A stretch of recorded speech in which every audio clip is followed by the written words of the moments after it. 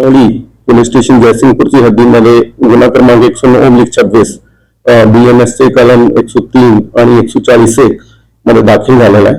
त्यांच्यामध्ये murder with abduction किडनॅपिंगचा गुन्हा दाखल करण्यात आलेला आहे. घटना 13/4/2026 रात्रीची आहे आणि त्या अनुषंगाने काल आम्ही सकाळी गुन्हा दाखल केला आणि दोघे आरोपी ज्यांनी मयताला मारलेला आहे, दोघे आरोपीला अटक केलेली आहे आणि पुढच्या तपास आमचा चालू आहे.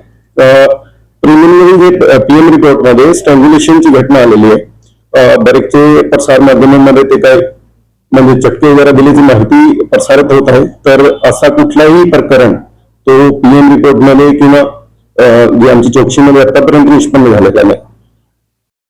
मर्डरचा प्रिलिमिनरी उद्देश जे आहे तो किडनॅपिंग करून त्यांच्याकडून पैसे काढायचा होता आणि आमची जसंच घटना रिपोर्ट झाली पुढची तपासमध्ये दोघे आरोपी निष्पन्न झाले आणि त्यांना अटक करण्यात आलेला आहे.